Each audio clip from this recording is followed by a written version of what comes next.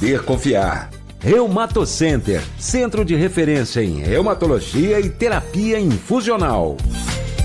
Muito bem, já que estamos falando de cuidados com a saúde, hoje nós vamos falar de um tema fundamental na saúde das pessoas em geral, a saúde do rim.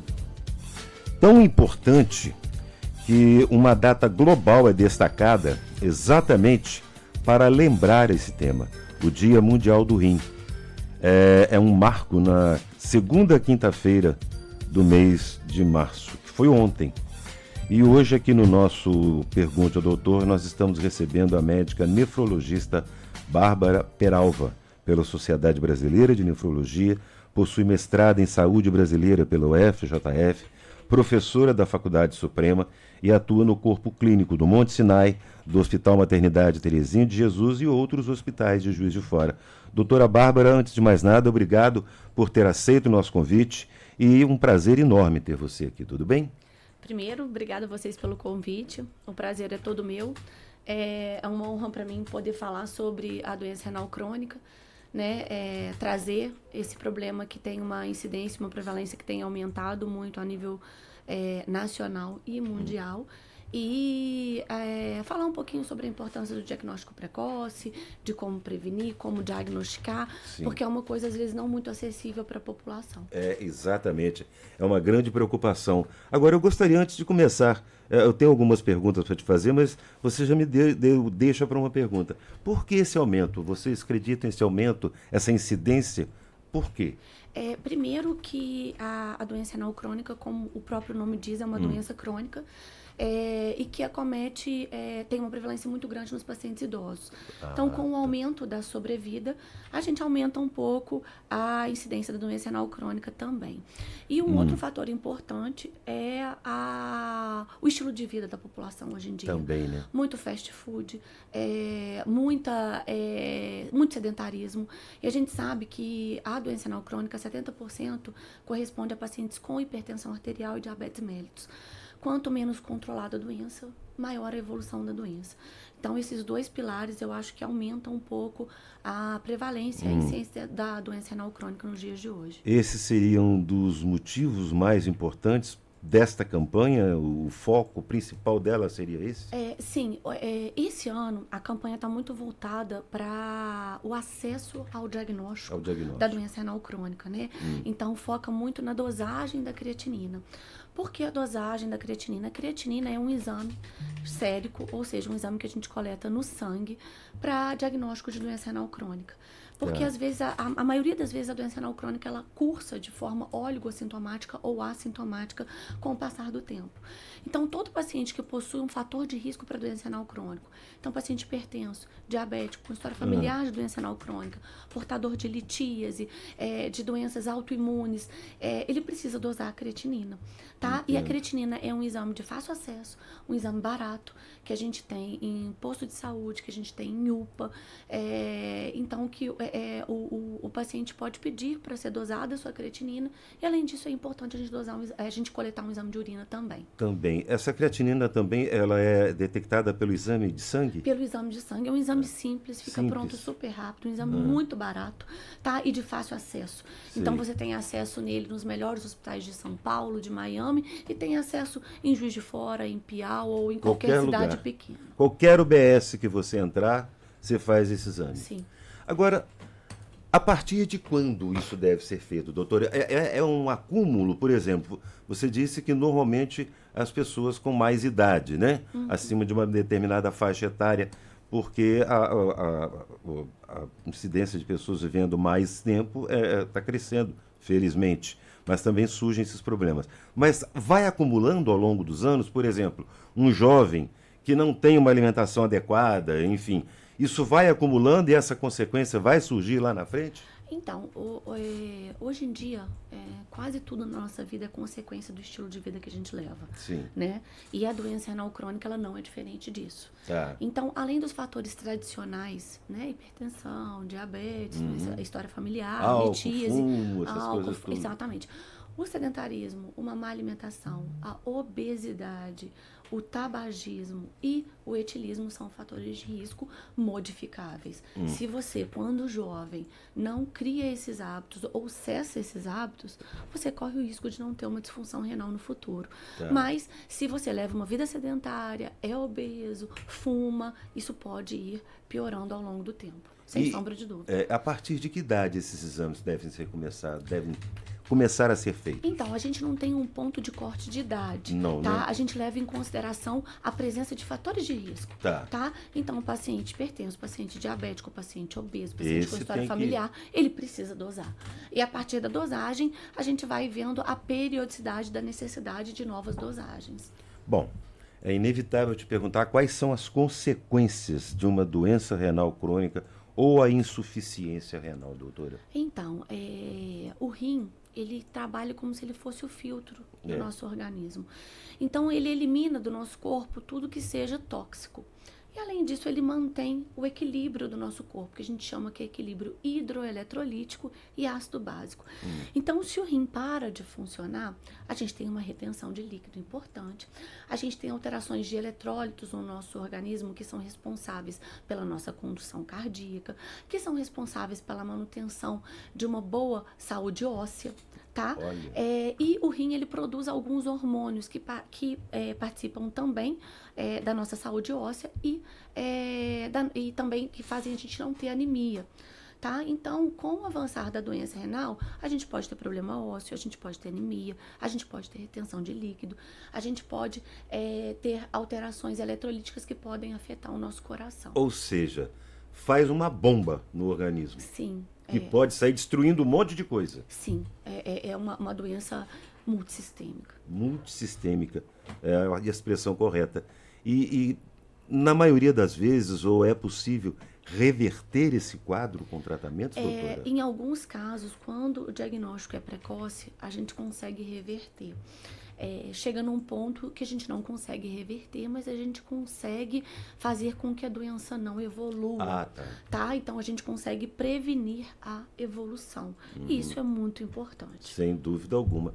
O problema é que as pessoas costumam procurar o médico normalmente quando já estão com dores, já não estão suportando mais, né? Exatamente. Aí já está no estágio que normalmente é remediar a situação. Exatamente. É isso? O que acontece? Como a doença renal, ela é, como eu falei, oligossintomática ou assintomática, o paciente vai mantendo esses hábitos não adequados de vida, uso de medicações por conta própria, suplementos, às vezes anabolizantes, ganho de peso, muito sal, não controla a glicose, não controla a hipertensão e acaba não sentindo nada da parte renal.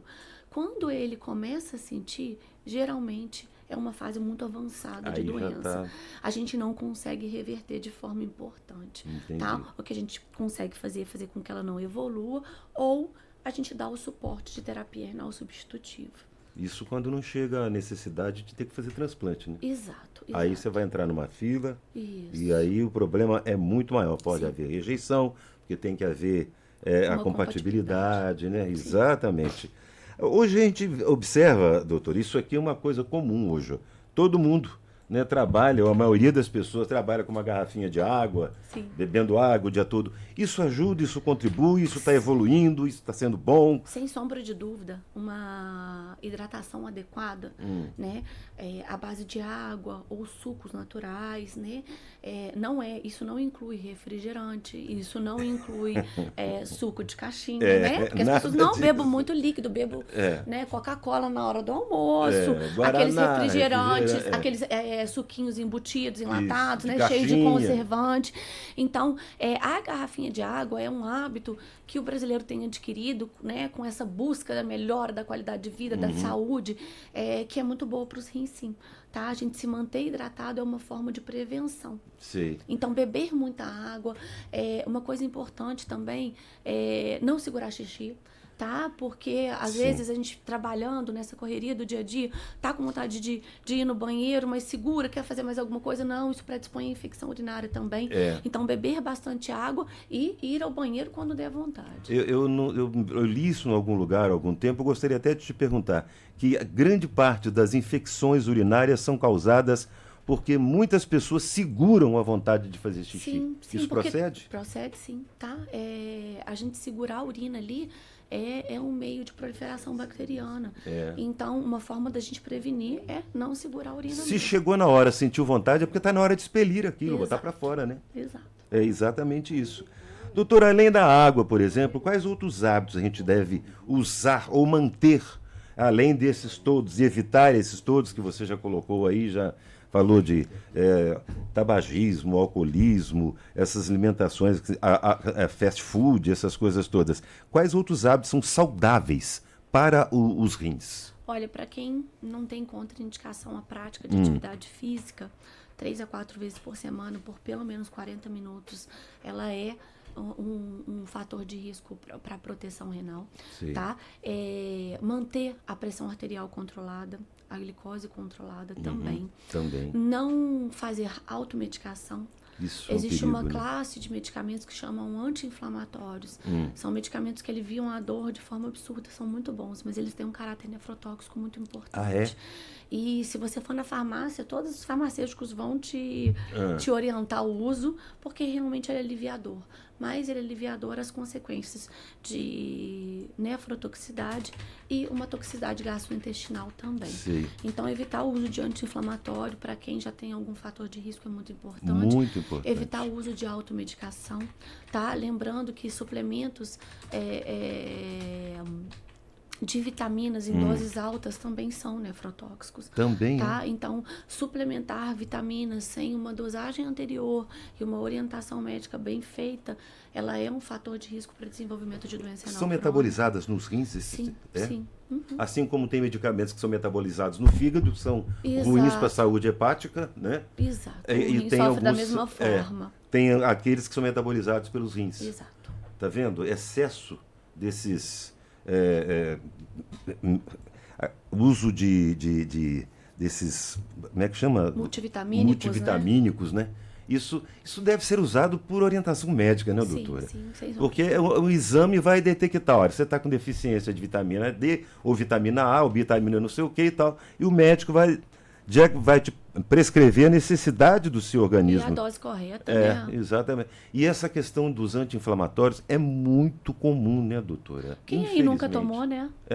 Um diclofenaco, nimesulida, profenide. Tô sentindo uma dor, não sei o quê, aí vai lá, vai no farmácia, toma esse anti-inflamatório aqui que melhora. Melhora, mas a consequência vem depois.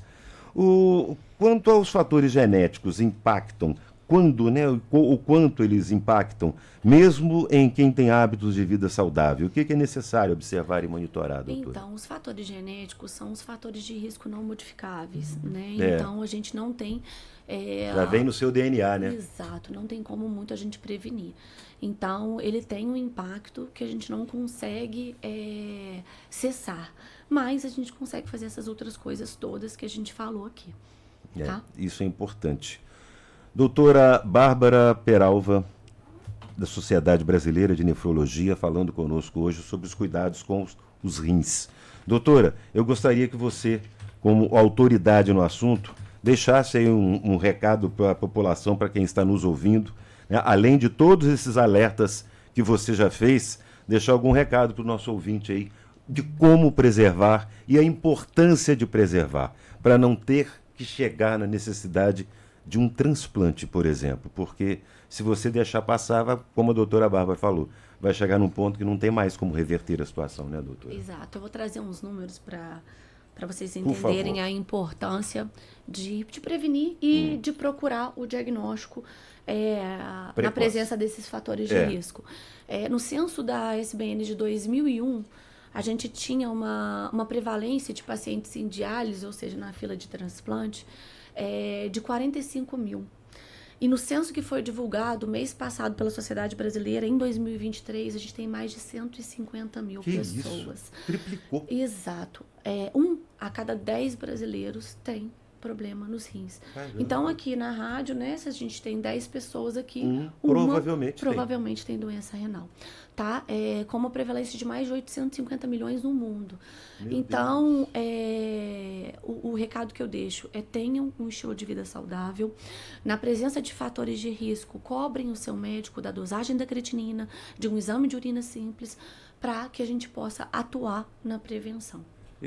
Nós até já extrapolamos o nosso horário, doutora Bárbara, mas eu não posso deixar de te perguntar isso. Isso já virou questão de saúde pública, não? Sim, porque o gasto de um paciente em terapia renal substitutiva, né, em hemodiálise, em diálise peritoneal e na fila do transplante é muito alto. Pois é, gente, vamos tomar cuidado, né? Vamos procurar o médico, fazer os exames. Se já tem caso na família, vai, procura o médico. Até um caso na minha família, a partir de quando eu tenho que começar a observar, a monitorar. Doutora Bárbara Peralva, médica nefrologista, muito obrigado, viu, pelos esclarecimentos. Adorei a sua participação. Obrigada a vocês, foi um prazer. Prazer é nosso. Transamérica 9h42. Pergunte ao doutor. Oferecimento: Hospital Monte Sinai. Porque hoje o que importa é poder confiar. Reumatocenter, centro de referência em reumatologia e terapia infusional.